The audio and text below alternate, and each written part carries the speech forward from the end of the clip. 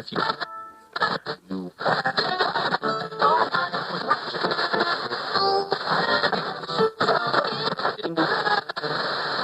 means that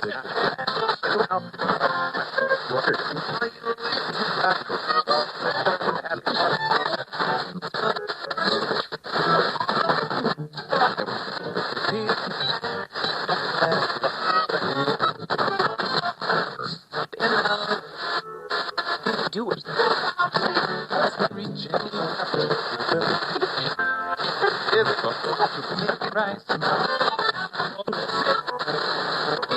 Burger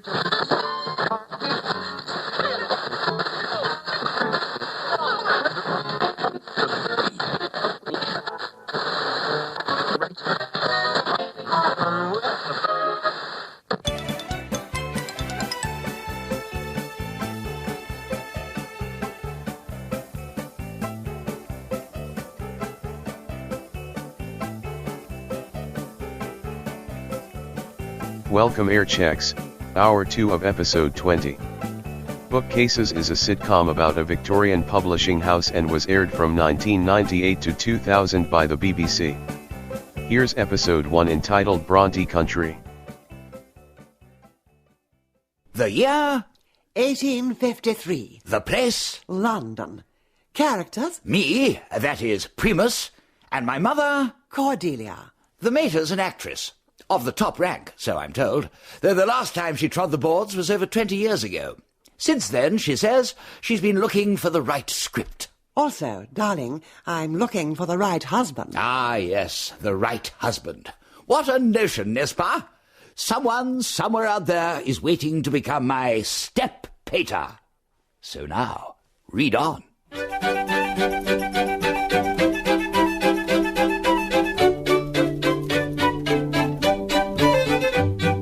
Bookcases by Martin Wade, with Michael Cochrane as Primus, Elizabeth Spriggs as Edith, Maggie Steed as Cordelia, and David Horowitz as Gerald.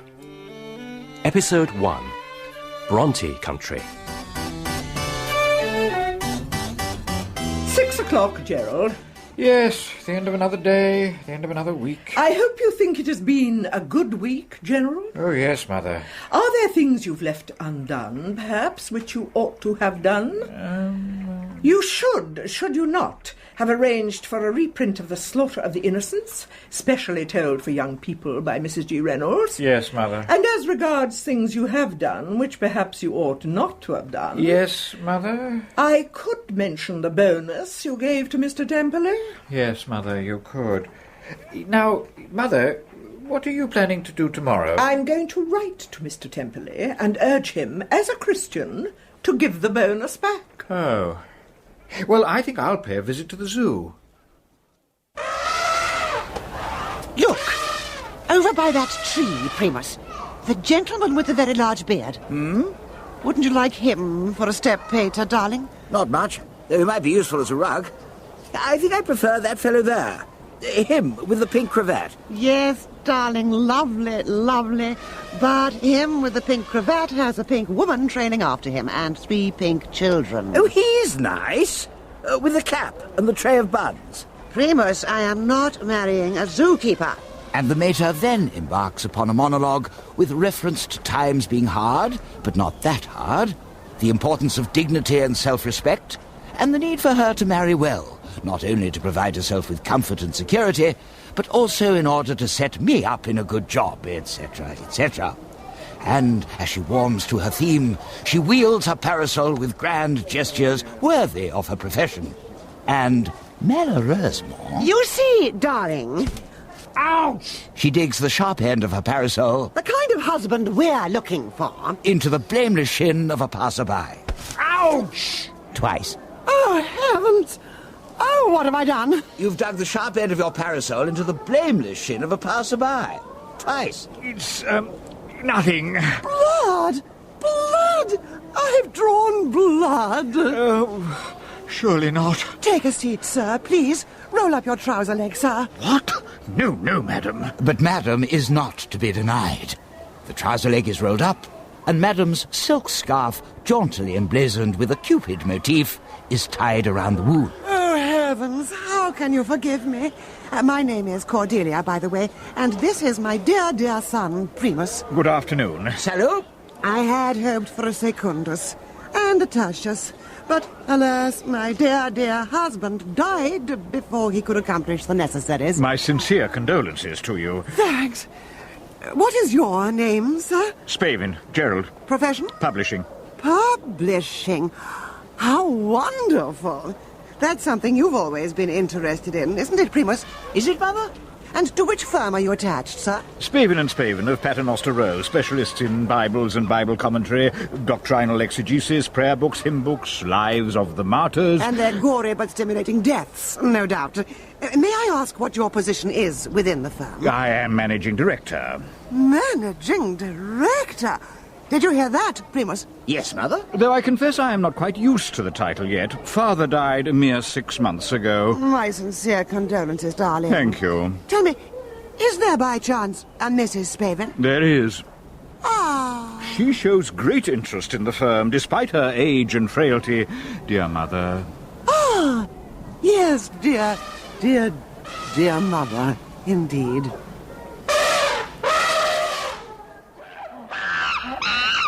The mater doesn't really need me on these occasions, so I've gone off to watch the apes. Splendid creatures. I wonder if by any strange chance them and us might be related. Sir. Sir. Yes? Sir, please forgive me for intruding upon your private thoughts, but I require assistance. Can you hear me, by the way? Just about. She wears an adult's physog on a 10-year-old's body. Big nose, glasses, a twitch in one eye. Her bag, which is several sizes too large for her, is decorated with a brass monogram composed of the letters C.B.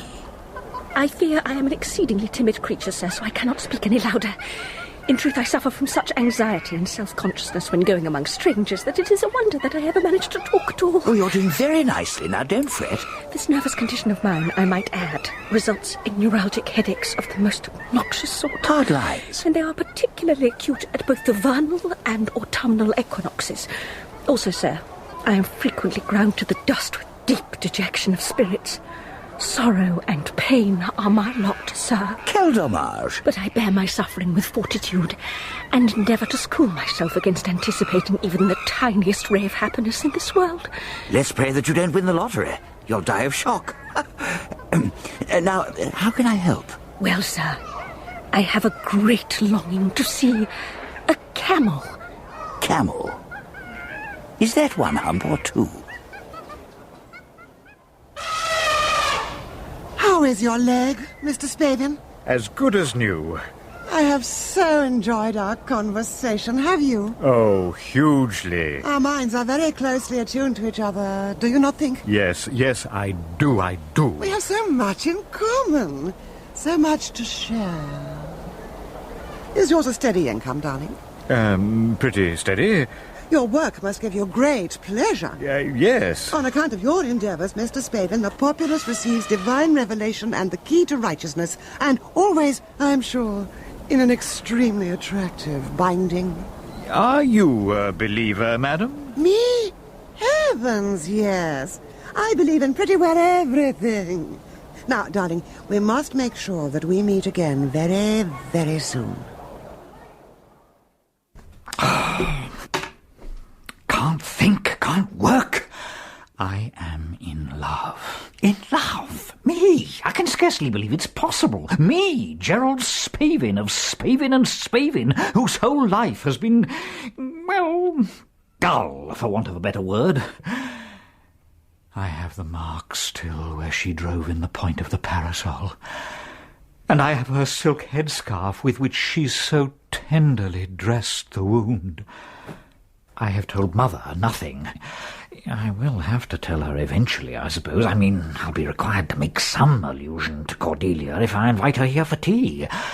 Cordelia. And her dear, dear son, Primus.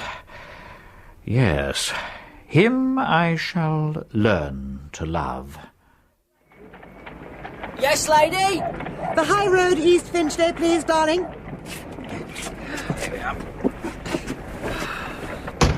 Do you think you'll marry him, Mother? Oh, darling, the driver? No, Gerald Spavin of Spavin and Spavin. I might. He's horribly humdrum. He is. But he does run a profitable business, and you could join it.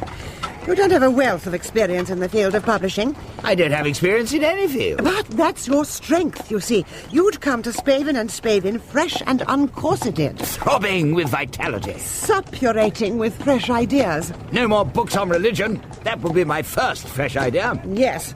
Of course, Mr. Spavin might not care for that particular fresh idea, nor might his mother, but they'd have to give it serious consideration. Do you think you would like to join the firm, darling? Possibly. Spavin, and Primus. Goats and monkeys, it's busy, ain't it? You know what I'd do if I was in charge of London's transport? What, darling? I'd build an electric-powered railway underneath the ground. Heavens, darling! That is a fresh idea. Oh, bloody hell! Bloody traffic!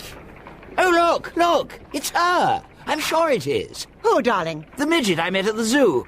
Driver, stop the carriage! It is bloody stopped. That office there, number 65. Publishers, I think, darling. Yes, and in the window a picture of... who does it say? Cara Bell, author of Jane Eyre. Well. Apparently everyone's read Jane Eyre. Have you read Jane Eyre, darling? No. Nor have I. Was Cara Bell nice? No, she was not. She was a pain in the cods. Spoilt by fame, the silly woman. No, they could never say that of me. Of course, she might be useful to you, darling. In my new career, you mean? Yes. Cara Bell, England's sensational... but spoiled... best-selling author, signs up for Spavin, and Primus. Very nice. I'll track her down.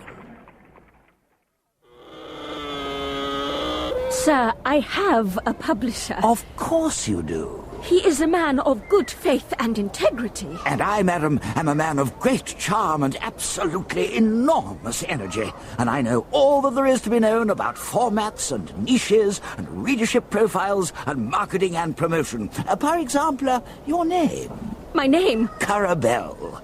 I'd have changed that straight away if you'd been with me. You want something that says romance, excitement, danger. It isn't my real name. Oh, is it not? My sisters and I, we all of us adopted nom de plume when we took our first steps in the literary world. My real name is Charlotte Bronte. Charlotte Bronte. Oh, yes, much better. It has a real touch of the je ne sais quoi, n'est-ce pas? Now, you stick with that. You have sisters, you say? And they write, you say? No, sir. They no longer toil in this vale of tears. Writer's block, eh? Sir, they are dead. My brother, too, is dead.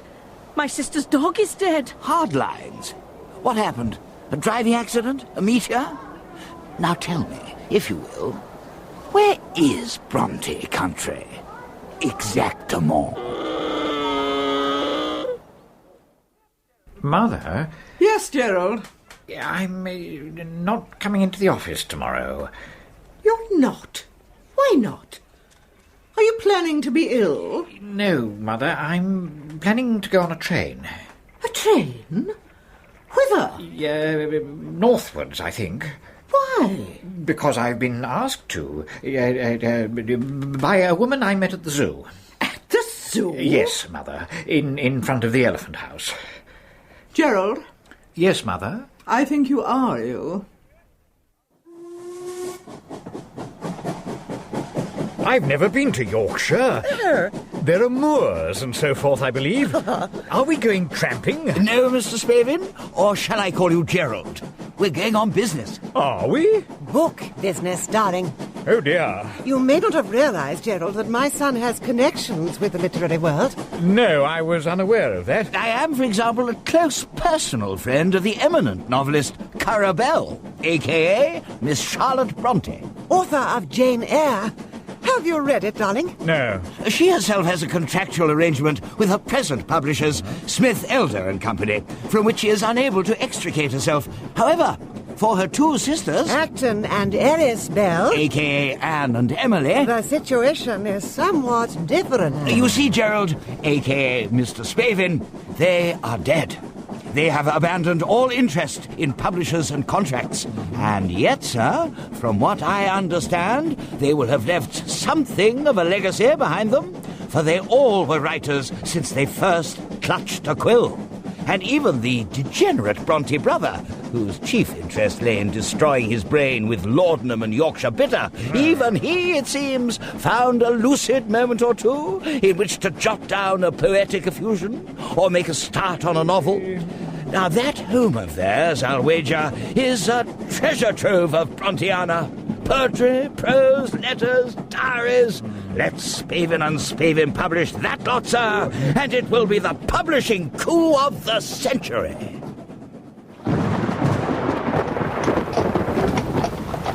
Oh, bugger in hell! Bugger in with that! What a bastard!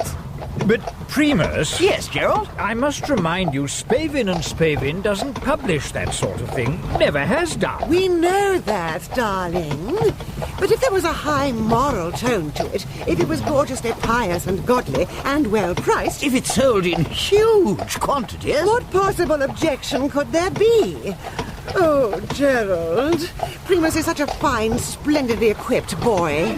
Throbbing with vitality. Suppurating with fresh ideas. Oh, dear. He's always wanted to work in publishing. Always. Daddy, you must all get out and walk to rest. Sorry, darling. To horse. He don't go up to hill. No, what you urge me may have much to recommend it. Possibly. But you see, the firm has a solid base and a solid reputation. It has a tradition of religious publishing which goes back 4 generations. Time for a change, perhaps. And also, you see, I have to think about my mother. Oh, do you? Why? She's a bully and a tyrant. Oh, darlings, what a gorgeous view. Moors, more moors, grey houses, the Black Bull Inn, rain. Oh, yes, it's all here. At last, we reach the parsonage at Haworth, are admitted into the study, and there meet the father of the Bronte brood, the Reverend Patrick. Good afternoon. I beg your pardon? Good afternoon. The white stock he wears is pulled over his mouth. He says, I think he says, that he wears it in order to protect himself from consumption, cholera, Rubella, black water fever, botulism, typhoid, scarlatina, encephalitis, all of which apparently are virulent in this hellhole of Tynorth. Mr. Bronte, darling, I do assure you, we all come with a clean bill of health. Oh, yes. And at last he is persuaded to lower his stock. Good afternoon. Good afternoon. I am very ancient. I am half blind. I am exceeding frail. You have survived, sir. You have outlived almost all your children. Bravo! Now, sir, thee and me must get to work. Your son indeed is a bundle of energy. He is. He is. Oh, Gerald, I am so glad you love the boy. For by loving him, you know, you show your love for me. Inspiring places, churchyards. Don't you think? Yes, though I wouldn't like to be in one forever.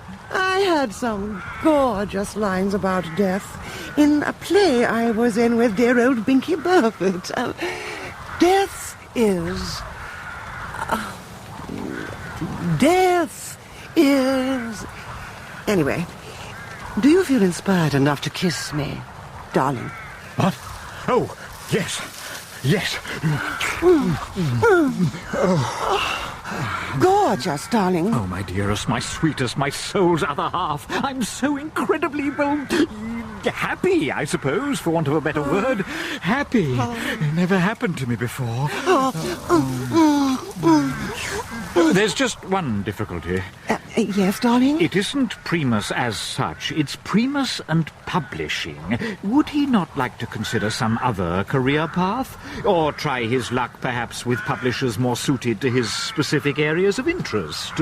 I don't think so, darling. Kiss me again. Your daughter agreed, sir, that I might look through the whole jolly lot, sir. Where are these boxes you spoke of, sir? Beneath the bed. Beneath the bed. She and I are well acquainted. She knows me as a man of good faith and integrity. Nothing inferior or in any way damaging to the reputation of your offspring will be published. And, of course, your daughter will be consulted at every stage of the process. Success! This one's marked B. B for Branwell. Poor dear Branwell. Open it. Morning, sleep. Afternoon, get rat-arsed. Well, another box. This one's marked E. For Emily. And this one bears the letter A. For Anne. And this one's C for Charlotte. Busy beavers, the Brontes. One more. Marked X. X? Xmas decorations. There is something else to consider, of course. Aside from these manuscripts and the solemn duty we have to publish what is of true worth... Do you mean my own poems, sir? No, sir. Heritage. Heritage? Yes. How about the parsonage as a museum come Bronte archive and research centre, with you as chief curator and living exhibit? Oh. Aye. Well, think on't. It's night. I'm in bed. I'm in Emily's room. We're staying over, you see. I'd hoped I might grab everything and go, but there's too much. Needs a thorough, rigorous sorting through. So, the stuff I can read on this pile, and what can't be deciphered except with a microscope, that stays behind. Very tired. Been a long day. Oh, at the top of Emily's box, I found a hefty manuscript entitled Wuthering Heights 2, The Perverted Passion Continues. That sounds promising, eh?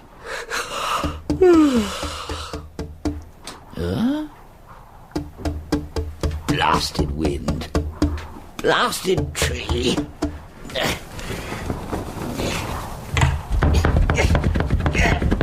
Blasted window. Ooh! Let me in! Let me in! Ooh! Who are you? Emily Jane Bronte. I've been dead these 20 years. Liar. It's more like 5. Well, it feels like 20, I tell you. Ooh! Let me in! No. No. No. Don't believe in ghosts. Step 1. Cock the pistol. Step 2. Morning, Mr. Bronte. Direct it towards the ceiling. Oh, dear. Step 3. No, stop. It is not pointed at you, sir. Wherever you are. Indeed it is not, but you are holding the pistol the wrong way round. It's pointed at yourself. Good Lord. Oh, there. Is that any better? Wait a minute. Yes, that's better. Fire! Finished? Yes. Oh, and thank you for your help. I do this every morning, you know. Then I am surprised you have lived so long. Why do you do it? It helps to foster my reputation for eccentricity. Sir, I have received a letter. Would you be so kind as to read it for me? Certainly. Dear Papa, I have left London, am now in Manchester staying with Mrs. Gaskell, and if all be well, I intend to reciprocate her kind hospitality. Papa, I'm back! Come in, Charlotte. And I have brought Mrs. Gaskell with me. Well then, she must come in too. Oh, good morning. Good morning, and to you, madam. Good morning, good morning. Now, Charlotte, a letter has arrived, and I'm having it read to me by this kind gentleman whose name I have forgotten. I think that letter is my own, Papa. No. You'll find it's addressed to me. Papa, Mrs. Gaskell here is a dear friend of mine. Also author of Mary Barton and Cranford. Never heard of them. Might I ask, sir? Spavin, Gerald Spavin of Spavin of Spavin. Good morning, sir. Spavin and Spavin. Publishers of religion. Yes, I have some of your books on my shelves. Where are my shelves? I believe, Miss Bronte, that an acquaintance of mine is well known to you, a young fellow by the name of Primus.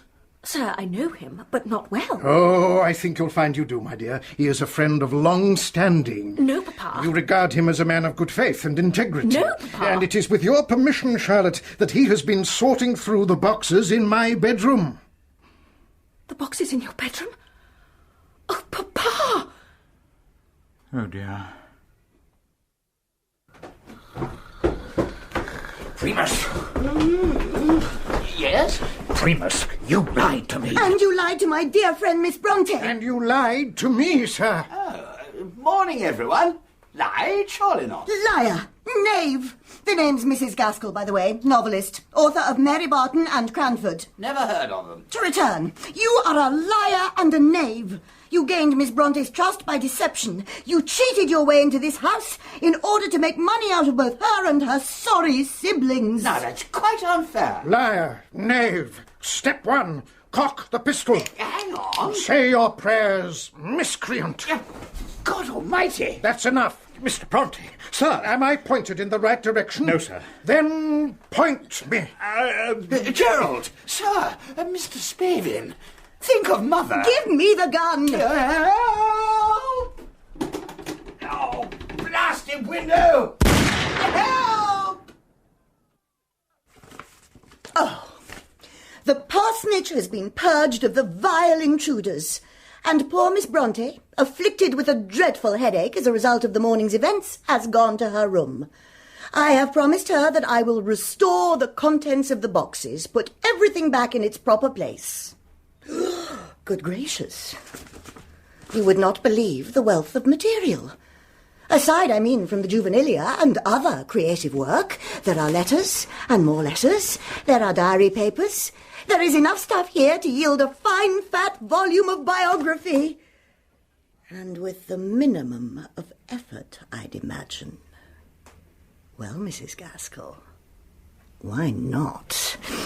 I'll keep that, and that, and that, and that, and that, and that, and that, and that. The shot missed me. Oh, my little chick. But it broke the rusted window catch. The window flew open. And Primus flew out. Oh, my angel. Mrs. Gaskell then took aim from the window, though, of course, I did my very best to prevent her. Oh, courageous Gerald. This time, she hit me. Oh, heavens. Well, that is, she hit the thick manuscript, which I had snatched up before I made my getaway and stuffed inside my shirt. Wuthering Heights 2, the perverted passion continues. It saved my life. Oh, gorgeous, darling. And then, Cordelia, there was a chase with Mrs. Gaskell in pursuit of Primus and me in pursuit of Mrs. Gaskell. But she gave up when she reached the moors, for it was very wet and there were treacherous bogs. And I fell in one. Naturellement. Oh, my lambkin. And I rescued him. Oh, fearless, Gerald. My life was saved a second time. Sir, how can I ever repay you? Well, since you ask, Primus, you might like to have another very serious think concerning your future career. Sir, Mr. Spavin, Gerald, I have already done so, and I tell you I am more determined than ever to make a success of publishing. Oh. I shall send my suit to the cleaners and start all over again. Bravo! By the by, whatever happened to Perverted Passion Part 2? Ah, it also went into the bog, and it didn't come out.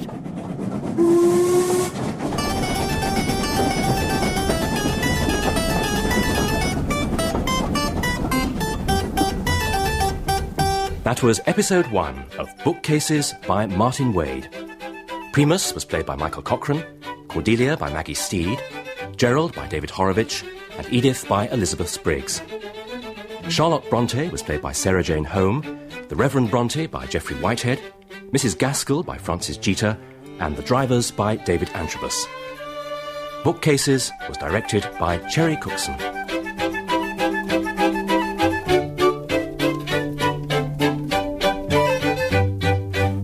That was Bronte Country. Here's the second episode entitled Gone for a Burton. The year 1855. The place? London. Characters? Me, that is Primus, And the mater? Cordelia. She's an actress, though it's a while since she found a part suited to her talents. She's also a jolly good chum of the managing director of a publishing firm. Gerald, he's a darling. She might marry him, she thinks.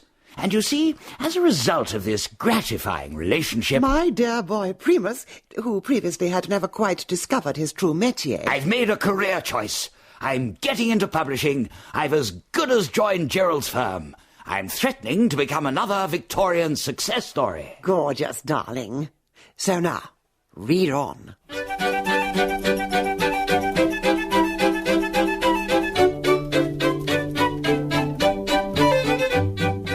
Bookcases by Martin Wade, with Michael Cochran as Primus, Elizabeth Spriggs as Edith, Norman Rodway as Richard Burton, Maggie Steed as Cordelia, and David Horowitz as Gerald. Episode 2, Gone for a Burton.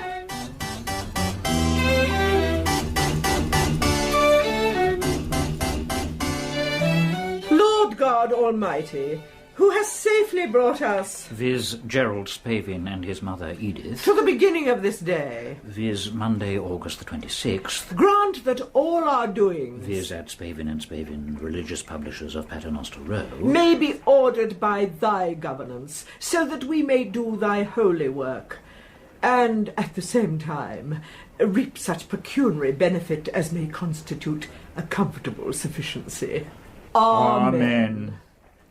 I have a secret which I have kept from Mother, if not from God. I am in love, for want of a better word. Yes, me, in love with the most wonderful woman in the world. But the wonderful woman has a son, a feckless creature. Oh, dear. Mother. Yes, Gerald? Might I have a word? Yes, Gerald? He mustn't join the firm. Is it about Bishop Butler's missing page proofs? No, Mother. It'll be the death of Mother if he does. He'll finish the firm off too, no doubt. Is it about the monthly figures? Not directly, Mother. But the difficulty is I all but promised the most wonderful woman in the world that I'd give the feckless creature a decent chance. Gerald, are you intending to tell me what it is about? It's about a woman. A woman? The very same woman, Mother, that I met at the zoo, along with her son. A son? By whom? By the father, Mother, who has since perished. He's a very personable lad, good at heart, and as for his mother, I am in love with her. Nonsense!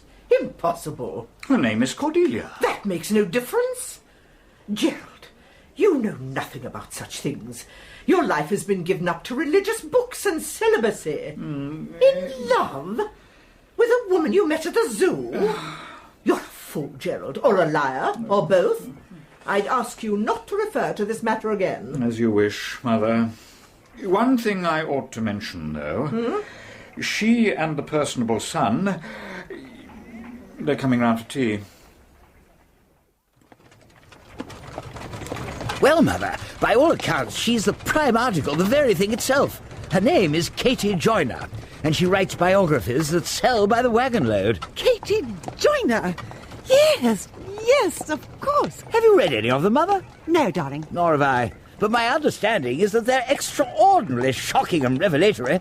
All sorts of skeletons are dragged out of their respective cupboards when the Joiner's at work. So I thought, if her next volume were to be published by Spavin and Spavin... And Primus... It would be a top-rank coup, n'est-ce pas? A way of saying, new regime, new Spavin, success! Gorgeous, darling. Good day, madam. Good day, sir. I wonder if I might share your vehicle. For what purpose, sir? So that I may get home. Well, where is your home? Can't tell you that. Why not? Are you plotting a conspiracy? No, madam. I am a restless vagabond, a nomad, a wild rover. Can't help myself. It's just the Bedouin in my soul. And you see, I am so often on my travels that I cannot remember where my house is. Also, as it happens, I have since breakfast consumed 3 pipes of opium and a bottle of gin. But I was hoping that if I travel with you far enough, I might glimpse a locality that looks familiar and discover the way to my abode. I like your fancy dress. Have you been to a party? I have not. I've been alone, but I've been very good company too. No, sir. This is the clothing I wore when I worked as an undercover agent investigating the homosexual brothels of Karachi. Oh. Mirza Abdullah of Bushir, your humble servant. Gorgeous, darling. I am a master of disguise. I am a linguist, too. Fluent in 35 languages. Arabic, Gujarati, I can't remember the rest. Also, I fought alongside the Bashi Basouks in the Crimea. Ah. I am a dopehead and an alcoholic, of course. I've committed every sin in the Decalogue. I'm a writer. A writer? A king of the quill? Works include falconry in the Valley of the Indus, a complete system of bayonet exercise. Well, I, sir, am a publisher. What is your name? My name? Apart from Mirza Abdullah. A bit unfair to throw that one at you, but... Look, my card. Richard Francis Burton. Yes, that's me. It also has your address. Of course it does. Boulogne, sir, that's where your house is. Is it? But we're not going quite that far, I'm afraid. What a lovely little building. Nice view. Have you been here long, Mrs. Spavin? Since 7:30 this morning. Yeah, I think what Cordelia was asking, Mother, was whether the firm is well established. Oh, well, if that is what she was asking, the answer is yes. Ritual and doxology in the early British Church. St. Gilbert and the Nuns of Sembringham. Our latest publications. Selling like hot cross buns, I bet. You've never tried publishing fiction at all? What, madam? Fiction, you know, stories. Fiction is the titillation of the baser parts. Fiction is the fruit of the poison tree. Biography, sport, travel. We publish religion. So I gather. We have always published religion since 1749. You, sir? Me, madam? Primus's name is Primus, Mother. I'm informed that your mother is an actress. That's right, darling. What are you? Me, madam? Do you have a profession? Oh, yes, we're certain, madam, I do. You see, Mother... I'm in publishing. Are you? And which particular publishing house is it which accommodates you? If I may just at this point interject a word or two which may be helpful. This publishing house. This one? This one? No. No. Oh, it's true, darling. Ask Gerald. Well, thank you for coming. Both of you. Darling, the pleasure was entirely ours. Your mother isn't upset, I hope. Upset? No. She was a little taken by surprise, that's all. My fault. I should have broached the matter of Primus's employment a little in advance. I take it there'll be no problem? No. I'd like to get cracking ASAP, on a formal basis, I mean. My own office, regular salary, really start to show what I'm made of. Turn the firm round. Turn it round? Of course, I've done a lot of hard work already. Primus has lined up 2 major publications. He's done what? One, a meticulously researched, sensational new work by the celebrated biographer Katie Joyner.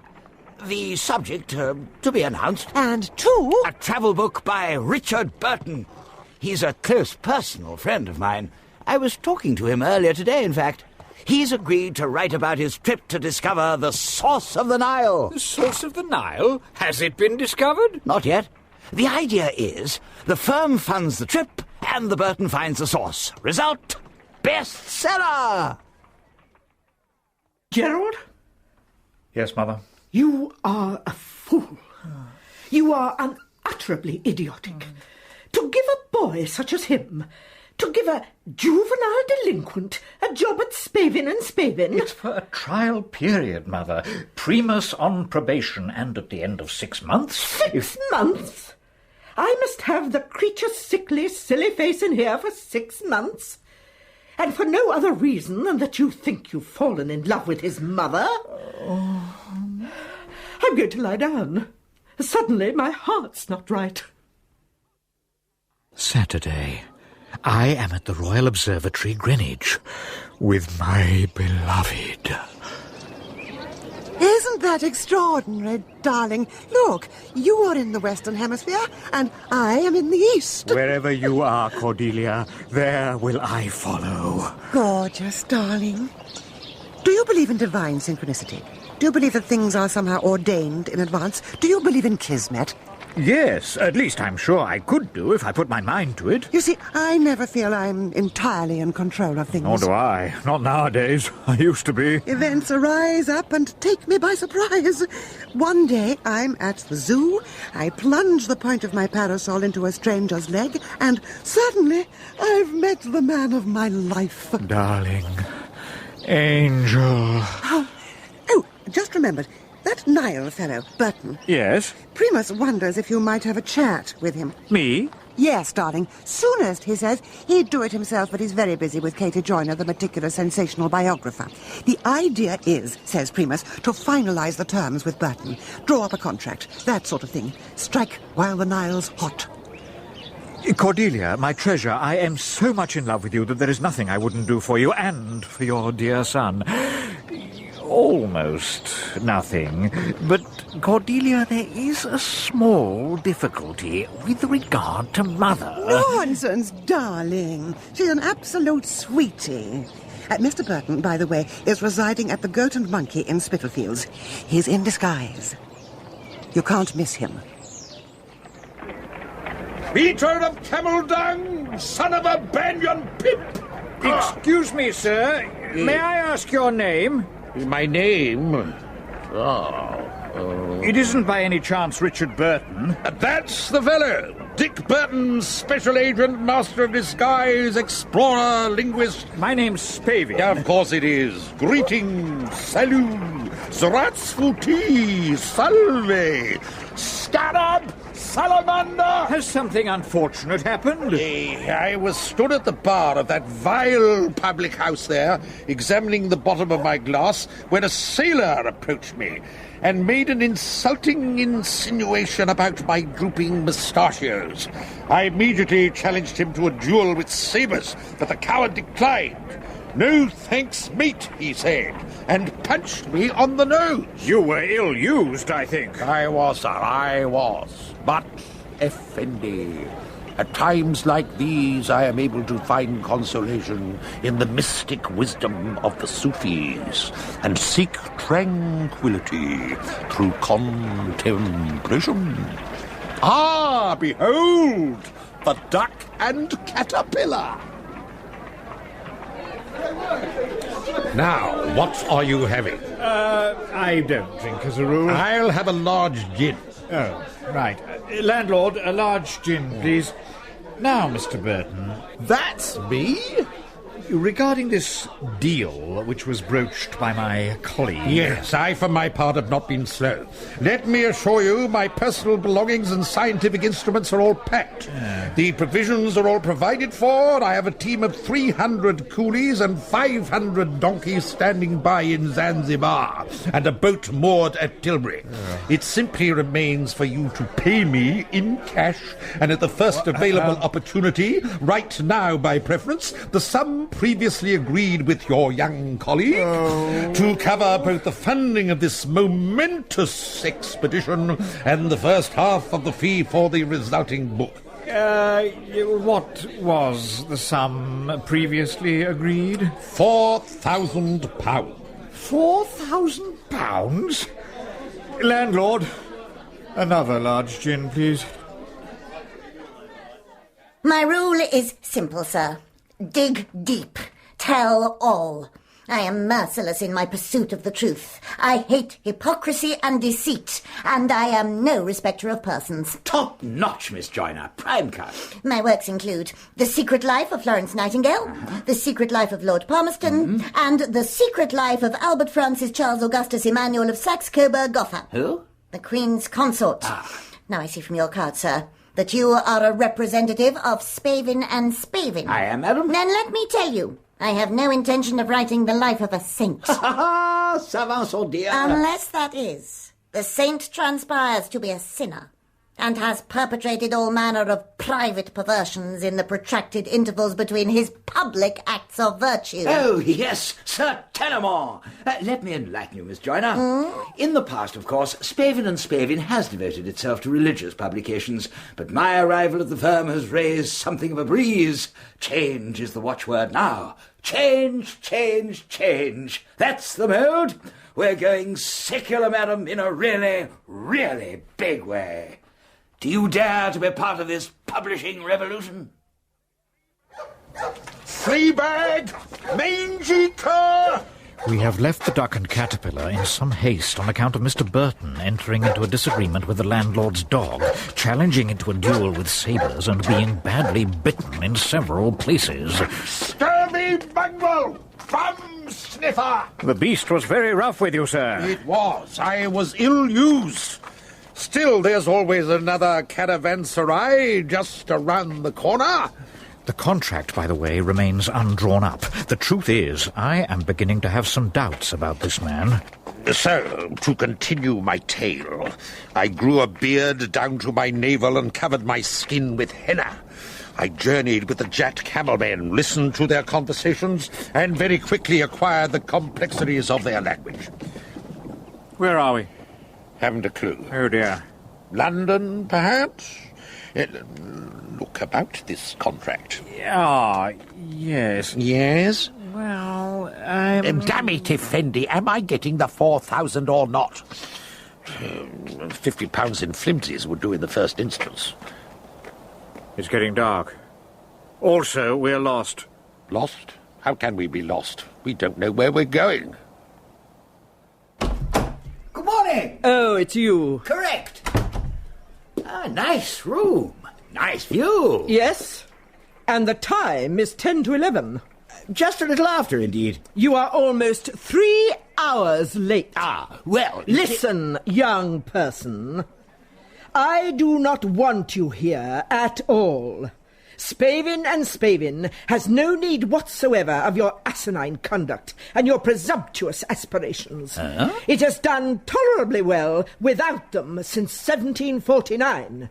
But if you must work for us, if you must receive payment from us, you'll work the full hours. Oh, you're getting a fair whack out of me, madam, I do assure you. This morning, par exemple, I was in Islington, continuing my very delicate discussions with Miss Katie Joyner. I have never heard of Miss Katie Joyner. Oh, surely, madam. But even if I had, I cannot conceive of a situation in which I would wish you to have discussions with her. Well, madam, your son is fully informed of the situation. My son is not here.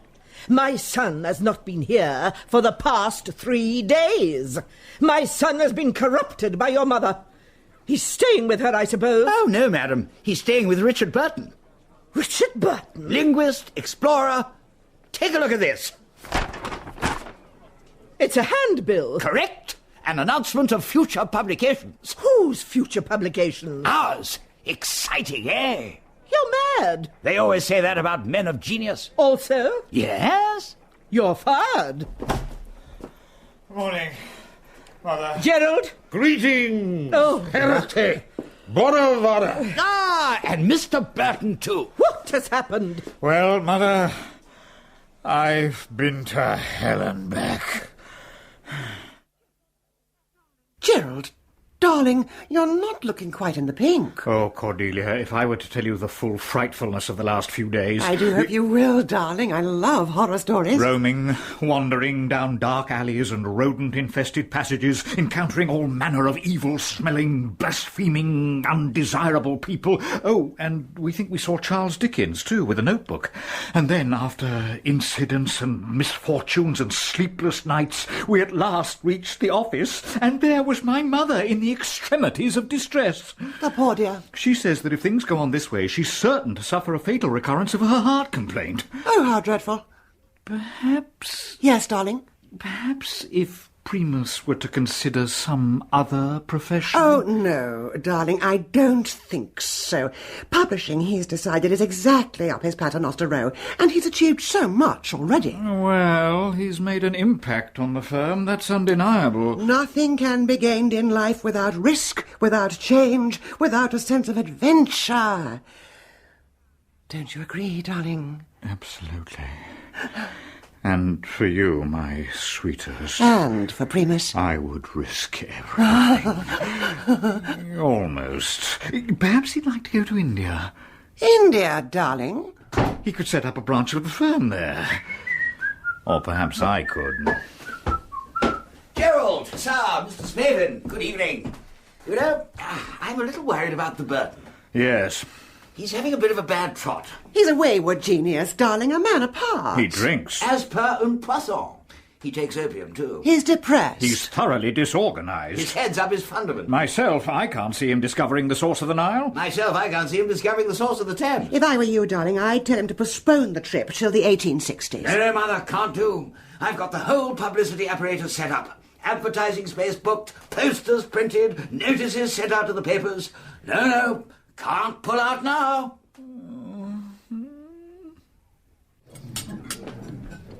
Ah, Burton. Sit down. Care for a chop? No, thanks, Effendi. Just had a gutful of chicken kebabs. Glad you could come. I've got a little proposition to make. Oh, yeah? Excuse me, sir. That's a no-smoking table. It's all right. It's only opium. When I made my world-famous pilgrimage to Mecca in the guise of a certain Dr. Abdallah... by the way, the African trip, when am I getting paid? You're not. Not? Why not? You're not going. Not going? Why not going? Well, Dick, the plain truth is, you're just not fit. What? Infidel! Desert rat! Hard lines. Saddens me just as much as it saddens you. Of course, if you don't make the trip, that is, if you don't appear to make the trip, much effort of mine will go down the privy, and I'll miss out on the winnings. Therefore, we are to resort to subterfuge. What? Subterfuge. Oh, yes, that's the stuff. The African Queen will leave from Tilbury, but you won't be on it. You'll stay behind, acquire a new identity. Aha! For 2 years, while you're meant to be on safari, you'll be another person. Here. You'll need a disguise, naturellement. Yes, that's right. I shall acquire a cap and grubby threads, and shall go and dwell among the Cockney folk, and after a few days shall begin to converse with them quite fluently. Hello, me old ginger. Mind the apples and pears. Oh, but what about the book of the trip? The book? Don't worry, Effendi.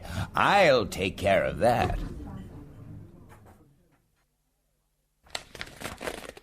Chapter 1, Jungle Fever. The first day it was very, very hot. In the morning I shot an elephant. In the afternoon there was an outbreak of malaria and restlessness among the natives. In the evening I shot another elephant. And a native. Enter. Good afternoon. Miss Joyner. I've come about the biography. I'm so chuffed. It's going to be in 2 volumes. And I want 3,500 for the pair. 3,500? Whose secret life is this? God's? The fee for the first volume shall be paid in advance. And I'll receive half profits after the sale of 10,000 copies. Right. Also, I shall have the right to grant publication of juicy extracts in a national newspaper. In return, you must be present at the launch party, must attend a minimum of 5 book-signing sessions, wine and nibbles to be provided, and must make yourself available for interviews with all reputable periodicals. Agreed? Agreed. Splendid. Prime cut. So, Miss Joyner, it simply remains for you to divulge the subject of your intended biography, and then we can draw up a contract. Richard Burton, The Secret Life of. What? Richard Francis Burton, linguist, explorer. Yes. He set off for Africa on Tuesday, I believe, on a venture funded by your own firm. Yes. Extraordinary man. A wayward genius. I suspect he suffered a traumatic experience in childhood. Oh, hundreds of them. Hello, mate. How's things? Why, it's, my old friend from the eel and pie shop. Like me daisy roots, do you? Got a Morpher geezer in the Old Kent Road. Hello, missus. Nice bonnet. Thank you. Good afternoon. My name's Katie Joyner, and yours, I think, is Richard Burton. Miss Joyner! Miss Joyner! Yes, Mr. Primus? What is your plan at the moment, exactly? My plan at the moment, exactly, is to write a vicious expose of Mr. Burton in 2.5 weeks max, and dash off with it to Chapman and Hall. The Secret Life of Dick Burton. It's going to be a big one. Yes, well, pretty big. You know, I don't think the bastard made it to Mecca either. Oh, Karachi. I'm not even sure his name's Richard Burton. He's the hoax of the century. Yes, but what about the agreement we came to? Not worth the paper it was never written on. I won't do a deal with you, sir. What? It was you who dreamt up the deception. You who hoped to benefit by it. You are a charlatan. You are a disgrace to the publishing profession. And I tell you, I mean to devote at least 3 chapters of my book to your shameful involvement in the fraud. Thank you, flattered. Miss Joyner, please, think again. For the sake of poor Mr. Burton. No. For the sake of Spavin and all who worked there. No! I dig deep, I tell all. I am merciless in my pursuit of the truth. Is there nothing that will persuade you not to write the book? Nothing, nothing. What about money? How much? The first day it was very, very hot. In the morning I shot an elephant. Gerald? Yes, Mother? Which mentally impaired person wrote this manuscript? Not sure, Mother. I think it came here in error. I think so too. I think that in recent weeks a great deal has come here in error. Good morning. Oh, it's you. Absolutely, darling. And me. Morning. Gerald, darling, I'm whisking you off to Fortnum's. Are you? Oh, but before you go, an update on Miss Katie Joyner. Oh, can't the update wait? Who is Miss Katie Joyner? She writes biographies, darling. But she's not writing Burton's. Primus has bought her off, the clever boy. Yes, in my experience there are few problems in life that grubby Gelt can't solve. The fearless seeker after truth has taken her money and run. A sad comment on humankind, eh? Gerald, what is the buffoon talking about? I'm talking about 3,500. 3,500? Yes. Oh, may I ask who's 3,500? Spavin and Spavins, of course. It's the figure I originally agreed as the fee for the book. And now, Gerald, Miss Joyner's getting it for not writing the book. See, this all worked out pretty satisfactorily. Nespa? Mother! Oh, darling, is she all right? Heart attack. Oh, hard lines. Yes, very. I think I may be having one too.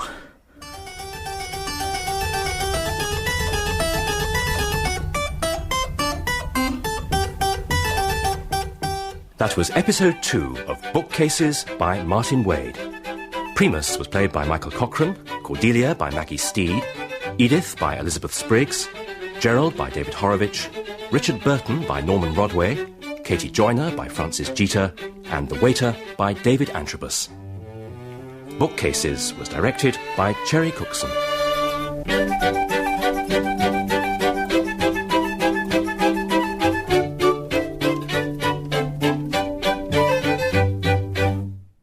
That was Gone for a Burton. That's it for this hour, but we will be featuring more of the bookcases in the next hour on Air Checks.